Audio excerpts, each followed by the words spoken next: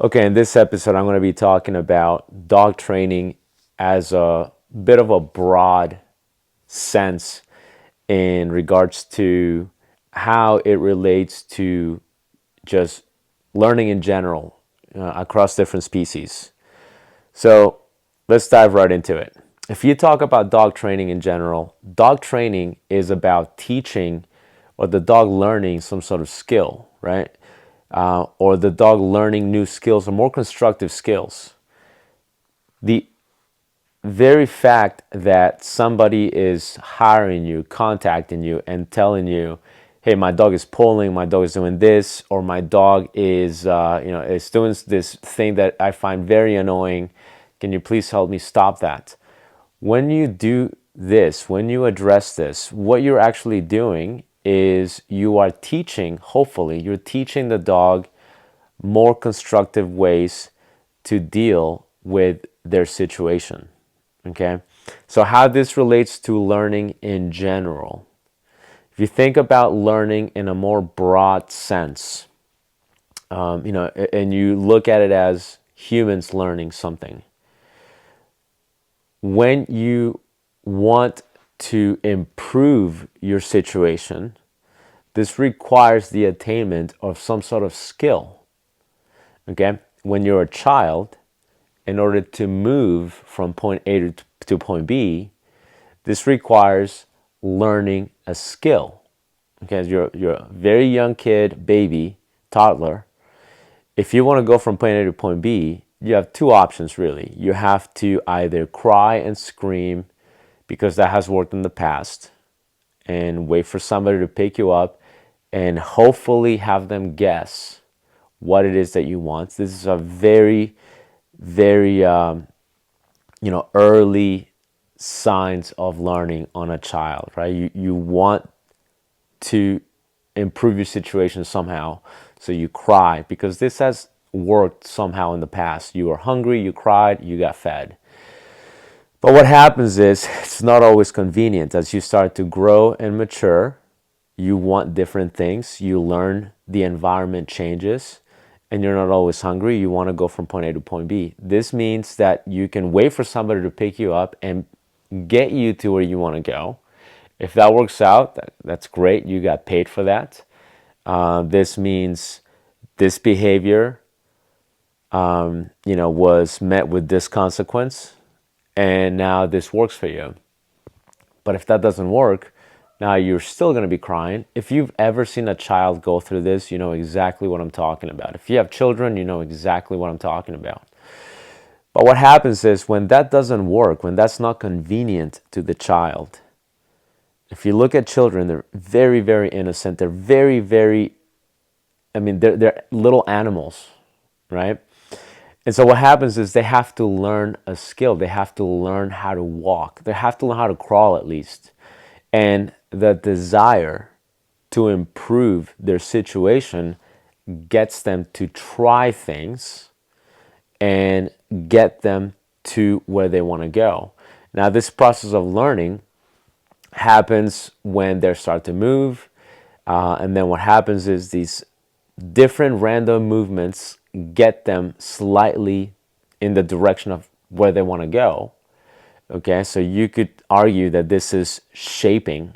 Okay, and then the child rather, starts to then move a little bit more, and then they start to figure out what it is that got them an inch farther, right? And then this is how the child learns how to crawl, and eventually this is how the child learns how to walk. Eventually, this is how the child learns how to run. And in that process of crawling, walking, and running, there are a lot of mistakes that are made. There's a lot of encouragement, right? You have the family that is clapping, laughing, and they're encouraging the child. The child gets what they want. And this now is how the dog learns to cope with that situation. This is how they learn to manipulate the environment or their mechanics to get what they want. This is learning. Okay, so when you have a dog that tries a bunch of things that it has been successful with in the past, right? A dog maybe wants to go from point A to point B. Dogs are very successful are at getting there. If you have the dog with a person who doesn't understand, which most people don't, your average client really doesn't understand this. What happens is all that trying and all that whining and all that pulling. I'm making a very simple analogy here, very very simple example.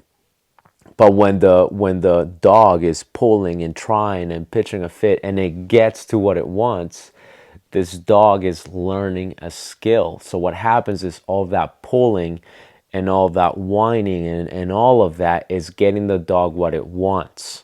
Okay, so the dog is learning a skill and it is learning to go from point A to point B. Well, even though the dog learned it, this is not always the most convenient thing for the person holding onto the leash, right? The person is now going, crap, my dog pulls. My dog is doing this, that, and the other. But here's what happens. It's not just that. I'm going to give you a different example. Very, very common thing that happens. A lot of people don't realize, they don't pick up on these things. Unless you're a dog trainer, which if you're a dog trainer, you know exactly what I'm talking about. If you've seen this phenomenon right here, which is in the case of the fearful dog, for instance. The fearful dog, again, I'm making a simple example here. The fearful dog, let's say the fearful dog has learned to use a little bit of, maybe a little bit of violence to increase the distance between it and the trigger, okay? And this is what dog trainers will call fear aggression, right? Fear motivated aggression. So what happens is the dog sees the trigger, the dog maybe flips out a little bit, and maybe it acts in a little bit of violence. Maybe it doesn't act in violence at all. Maybe the dog doesn't growl, show teeth, none of that. But maybe the dog starts to maybe flee, pull away, hit the brakes, they hit the ground.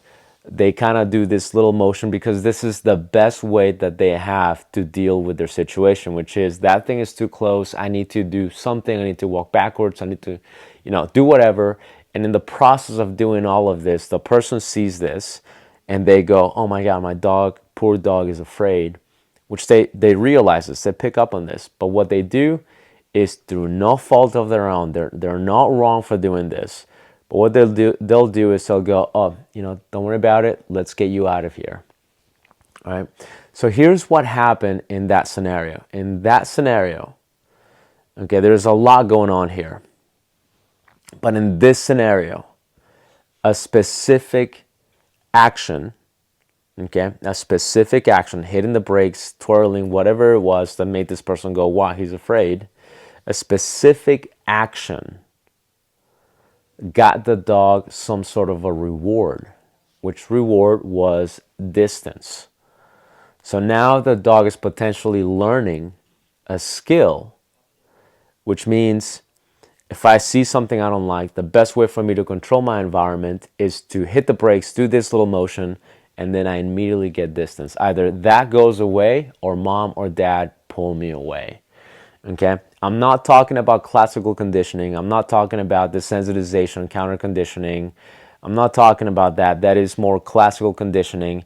Yes, the dog sees the trigger. The trigger causes some sort of an emotional reaction in the dog, and this now we can call classical conditioning because that's exactly what's happening. Associations are taking place. That I get, but the actual behavior, the movement of the body, the mechanics that the dog will engage in order to deal with its environment, that is operant. That is operant conditioning. That means the dog is learning a set of skills in order to get what it wants. Okay? And in dog training, that's what happens. There's a lot of confusion and there's a lot of just mislabeling of certain things because we try to make it too black and white. Like the example that I just gave you, fearful dog sees something it's afraid of, they freak out and then they walk away, or the owner pulls them away. A lot of the trainers, rightfully so, will look at this and they'll go, this dog needs counter conditioning, which it makes sense to me. I'm 100% on board. Or this dog maybe needs some systematic desensitization. or this dog maybe needs some flooding. Whatever classical conditioning approach that you would deem the best scenario for this dog in this particular context, hey, that makes sense to me if it's classical conditioning. But sometimes we don't look at the actual mechanics of the dog. So the dog twirling and the dog moving and the dog hitting the brakes and the dog leaning back, these are also behaviors that are voluntarily taking place. When these behaviors voluntarily take place, you're now switching over to operant conditioning. Okay, and I know for some dog trainers this is a little bit complex, and I can do certainly another episode on classical and operant conditioning, but just very briefly to tell you a quick, the quick difference between classical and operant conditioning is classical conditioning deals with involuntary responses to a stimulus, whereas operant conditioning deals with voluntary behaviors. Okay, so in this example that I just gave you with the fearful dog, yes, the dog is afraid. There's a trigger that makes him nervous and affects that dog on a very emotional level. But at the same time, what is taking place is the dog is learning a certain sort of mechanics to control its environment. So we have two things potentially happening here. And I want to look at this and go, I can approach this problem in two different ways. Okay, I can address the association to that stimulus, but I can also teach the dog more constructive behaviors that it can do in order to control its environment in a different way.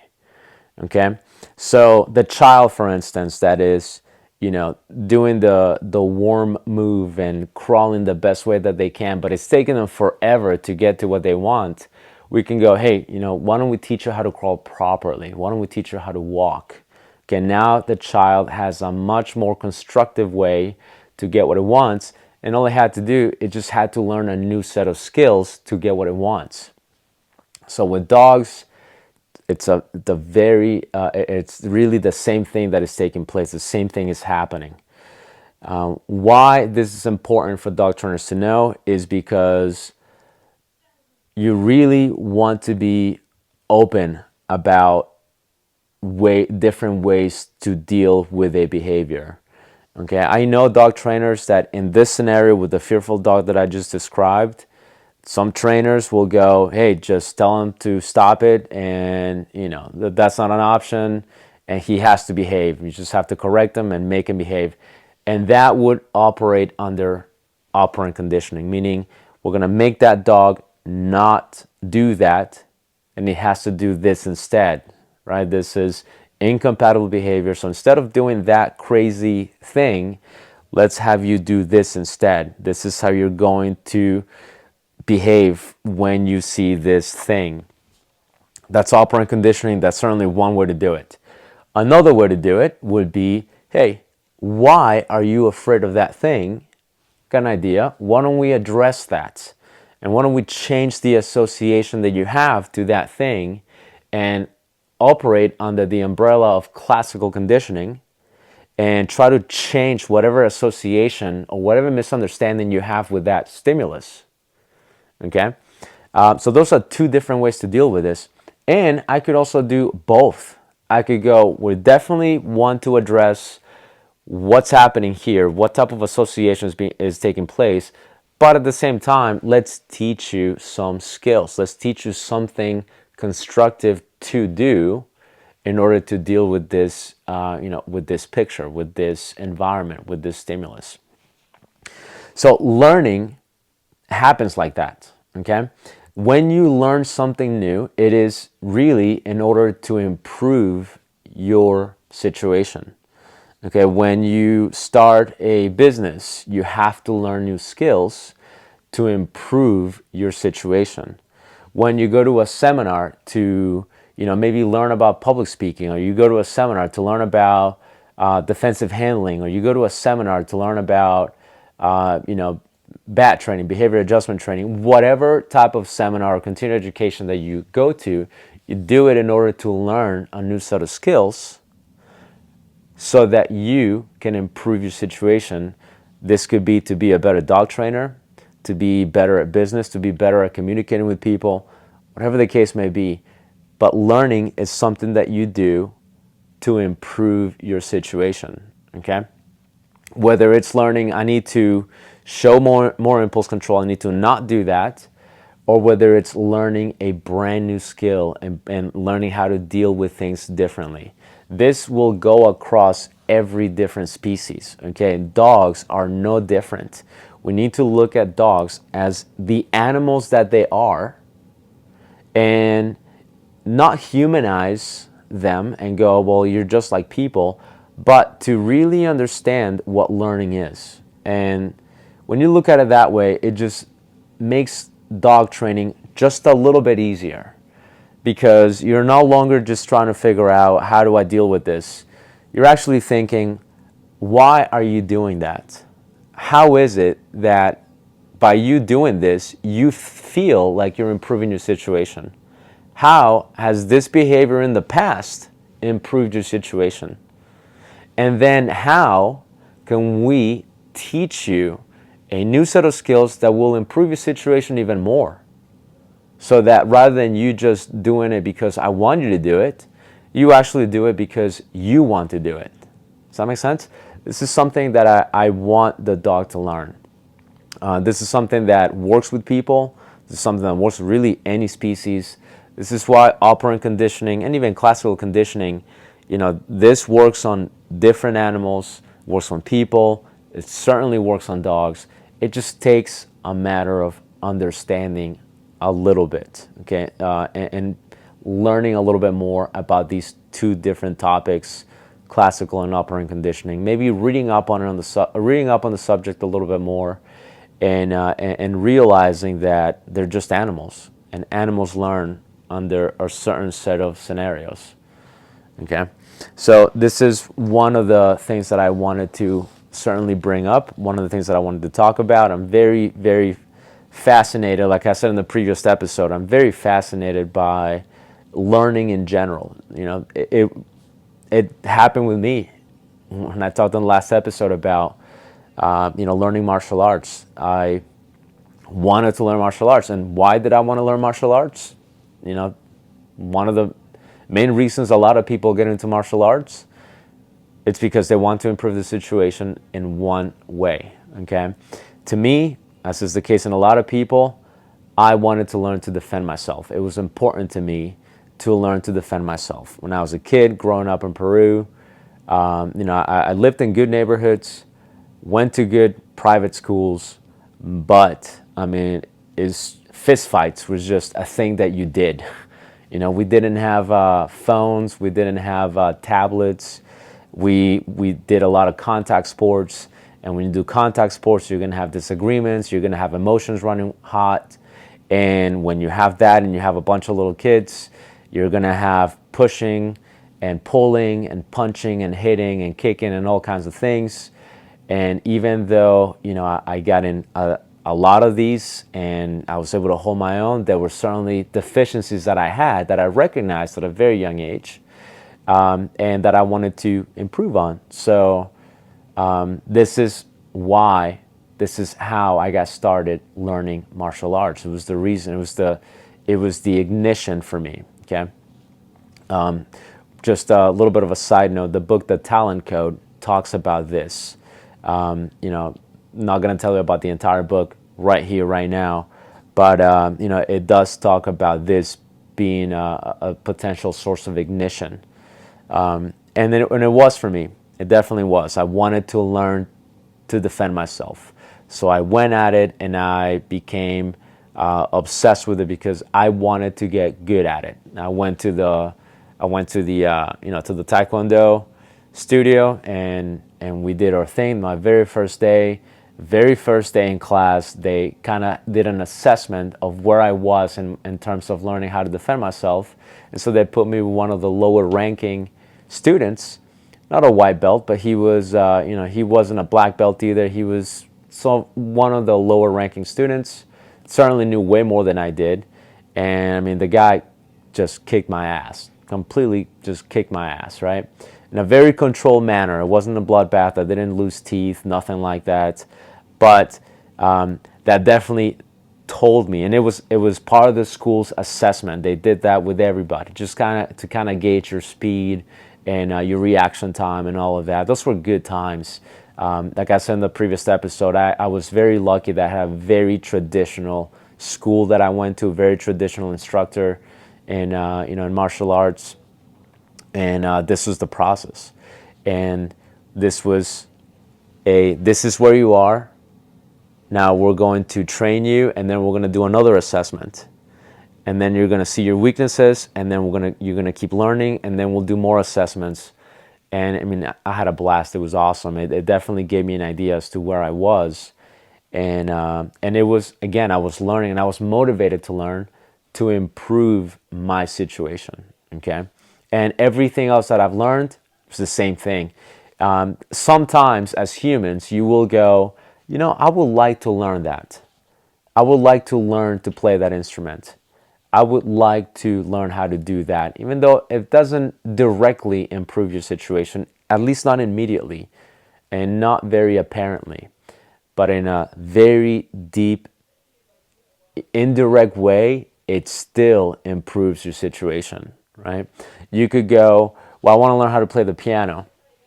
And you might think, well, that's not going to improve my situation, but I want to just learn how to do it in a very deep, indirect way that is still improving your situation. This is still giving you something that you didn't have, whether that something is a sense of fulfillment, it's, some relaxing or whatever it is. It does something for you in a very indirect way that still improves your situation. So every time your dog is doing something, especially when they're young, every time they're out and about, they are learning something. And everything they're learning is to improve their situation, whether you like it or not. Okay? Whatever the behavior might be. If it's tearing your curtains, tearing up your shoes, and you might go, how did that improve your situation? It did something for that dog. It improved the situation. So we want to teach them different ways to do that. Okay? So anyways, that's what this episode's about. I just wanted to put my thoughts out there and talk about that. Keep it short and sweet. Nothing too long, nothing too crazy. And let me know if you like this episode, and let me know if you want to maybe if you want me to expand on something else, or if you have a different idea for something else you want me to touch on, please let me know, and I'll definitely see if I can make an episode on that.